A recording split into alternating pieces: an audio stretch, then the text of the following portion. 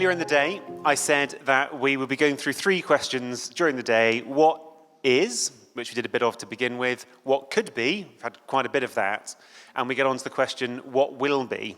We're not going to answer the question, what will be, exhaustively, but we're going to start pushing in that direction, and by the grace of God, we'll have some next steps, well, all kinds of next steps will become clear in the next hour or so. So, part of going from what could be, or a very large part actually of going from all that could be to what will be, is going from abstract and big picture to concrete, specific things that could be done. So can I ask, I think, I can't, where's Annabelle gone?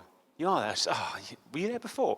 Maybe you were. We're going to hear some specific things, first from Annabelle, from St Ebbs, and Rachel from St Aldates, both of whom have a much wider concern. I didn't mean to just, you both have a much wider concern than just your own church, but that will help people to locate you, telling us about some specific things which we'll be glad to hear about. Thank you. Yes, Steve just asked me to mention something that's going on at church next Saturday for Ukrainians. We have some Ukrainian families at church, and it's obviously a joy to welcome them. Now, 1 or 2 of them have been involved a lot with children's ministry themselves, and we're going to have a family event for Russian-speaking children on Saturday, the 25th of June, from 1 till 5 p.m. So it's for Ukrainians. They very much said that there's going to be Russian speaking there, and it's for anybody in Oxford or around living in the villages. So if you do know of anybody for whom that would be a good thing, a helpful way of meeting up together, supporting each other, please do let them know.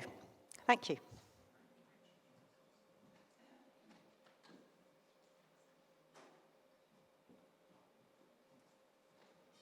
Hello, well, I am Rachel, and I was told there was a little clicker here, but I'll ask the kind gentleman at the back to do the clicky things for me.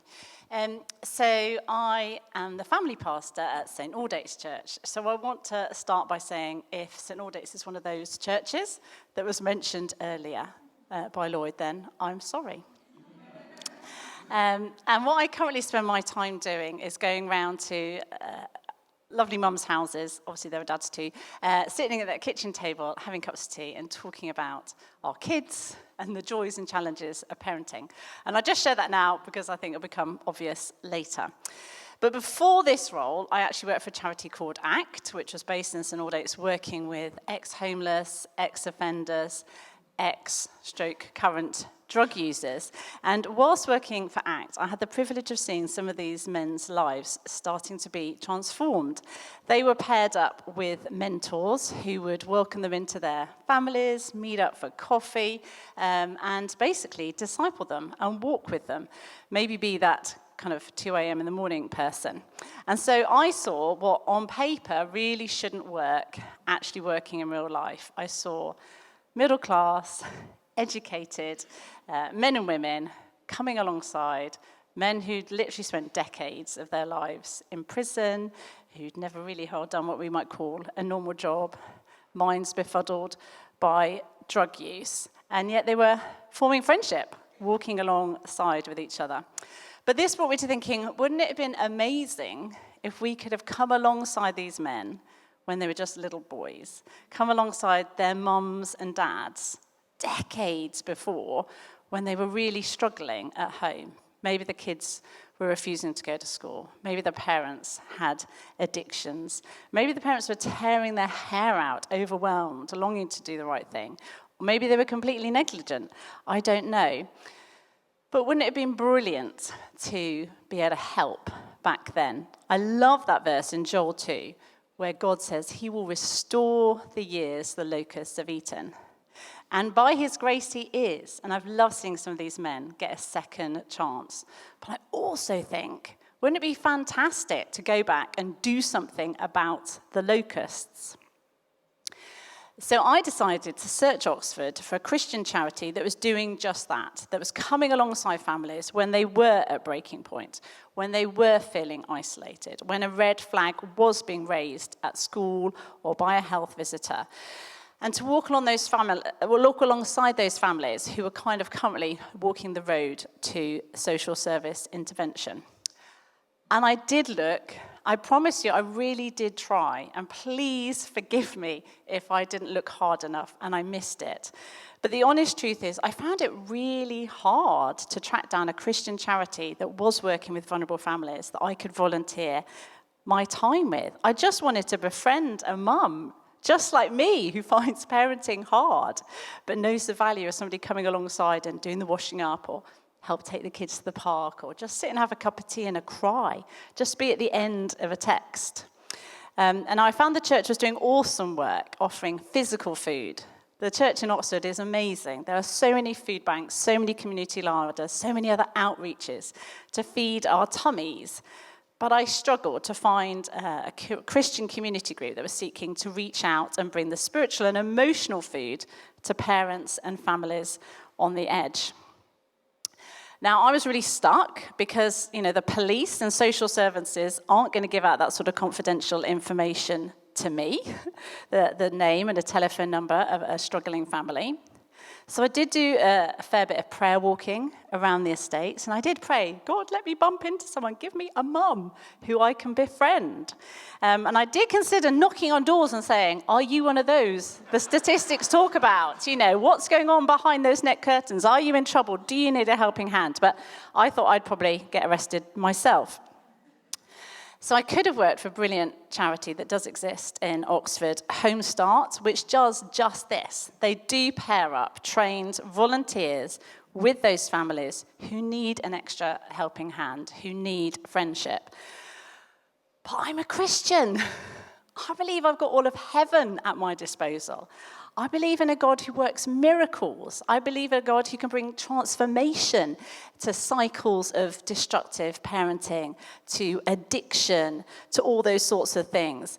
I believe in a God who sends his spirit of peace and of comfort to come alongside the broken, the isolated, and the lonely. And whilst I know it's not always appropriate to talk about Jesus or to offer to pray as we're loving our neighbour, I want to come alongside someone knowing that I've got the community of God's body behind me praying into this situation. I want to know that I can come bringing the good news of Jesus in practical and spiritual form. And I really don't think that this should be difficult or complicated for us. So I'd reached a dead end. I couldn't find a Christian organisation, church-based group that was intentionally reaching out to those hard-to-reach families. And how was I going to make that contact? How was I going to make that connection? So we formed a prayer group. And for about 18 months, nearly every single week, we have been praying for those families who are anonymous and nameless to us, but known very well to God. And we have prayed for those mums and dads who are struggling to put food on the table for their kids. We prayed for those kids who are really disruptive and failing to engage in school. We prayed for those parents who've only ever experienced poor parenting themselves and don't know how to bring up children. And so we've prayed. And we've also researched national charities who do work alongside vulnerable families. And we came across this one called Safe Families. Because it's really interesting when you look on the internet, they tell you where these charities are based. And there is a very mysterious hole over Oxfordshire. I was like, okay, well, come on then, God, let's do something about that. And so Safe Families is a charity that essentially works as that bridge between the statutory sector that sees the need, that is on the front line and does an amazing job but is overwhelmed at the need, and the church, on the other hand, God's army, us, his hands and his feet. Safe Families currently work in 49 other counties in the UK, and they exist to link families and children with local volunteers who can offer hope and support. My second slide, please. So their strapline is to love the one. It really didn't need pointing out to me that me, Rachel Smith, on my own, cannot possibly reach out and love and befriend all those families in need in Oxford. But I can reach out and love one. But I think through this season of searching our city, God grew a much bigger vision in my heart that, wow, what if the Church of Oxford, what if all of us, all our different denominations and flavours, what if we all together reached out? What if the volunteers in the churches were mobilised to love the one? And so this dream really started to grow. Now, if I'm really honest with you, I have no idea what it's like to live on benefits. I've no idea what it feels like to be a slave to drugs. I've no idea what it feels like not to know how I'm going to feed my children next week. But I do know what it feels like to be a mum. I do know what it feels like to feel like I'm failing a lot of the time. I do know what it feels like to want to do anything for my kids because I love them that much. And I do know what it feels like when someone comes alongside me and encourages me or lets me cry on their shoulder. And in the same way as I had absolutely no qualifications whatsoever to help these men who'd come out of prison and who I now call my dear friends, I don't think it matters what our background is or our social status is to come alongside and befriend those whose lives are falling apart. I simply think we need to bring grace, friendship, and the presence of God in whatever way that we can. So the next slide. Safe Families sits within the local council, and it receives referrals from all the statutory sectors, such as the police, who've maybe noted domestic violence, maybe teachers who've noticed school absence, maybe health visitors who've spotted concerns right at the start of a child's life. And Safe Families really wants to help in the middle of that Venn diagram, that when families are isolated, they've experienced some kind of trauma or crisis, and they feel overwhelmed, that's when their lives really start to fall apart, and they need someone to come alongside. So this is where Safe Families, sat within the local council, gets given all those confidential details that we as the church and me as an individual cannot access. And the Safe Families can then pass that on to trained up, fully safeguarded, experienced, trusted, vetted volunteers from within our church congregations who can then come alongside and offer the support. So Safe Families is this bridge that we have spent 18 months praying for, the bridge between the council and those professionals who see the need firsthand, and God's body, which is us, who can then step up and start living out the good news of Jesus in whatever practical and emotional form that may take. And the amazing thing is that volunteers can come from all walks of life. Students can get trained up to walk alongside young people.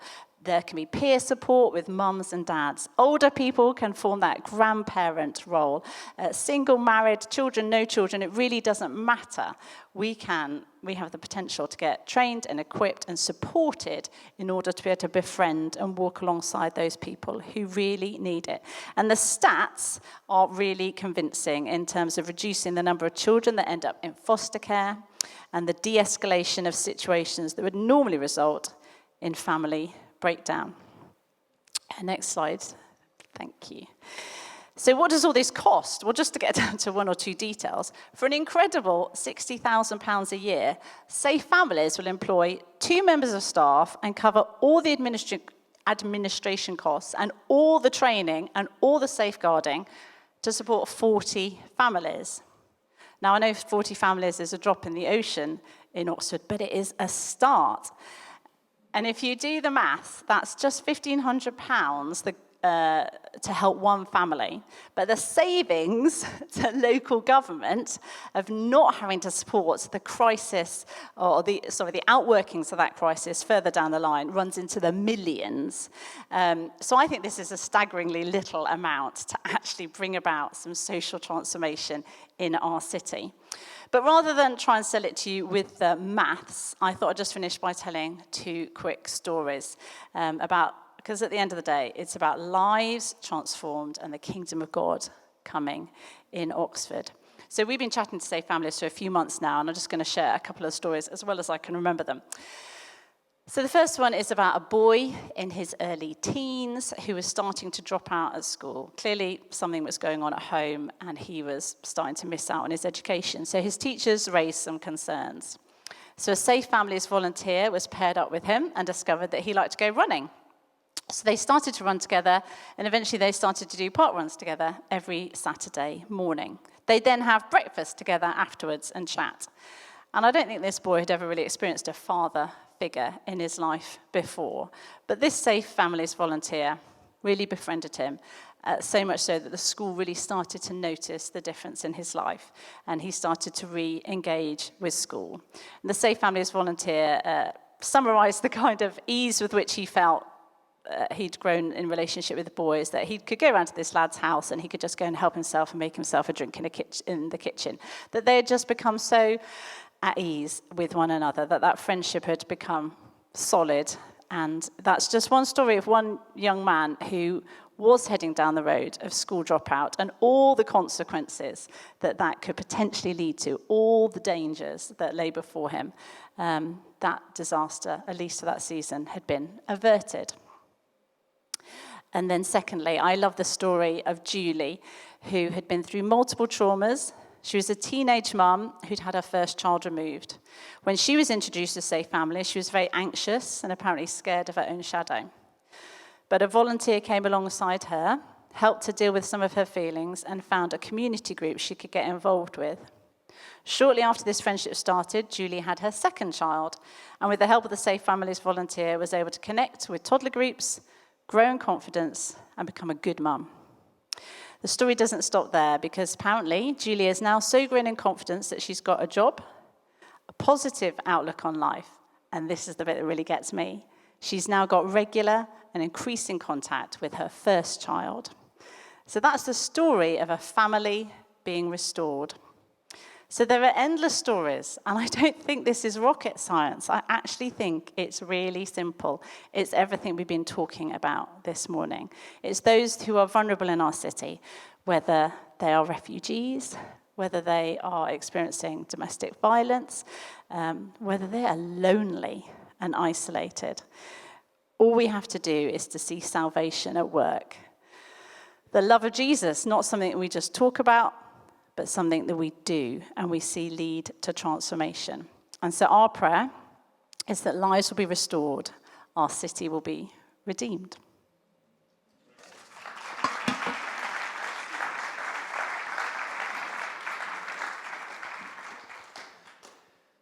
Thank you.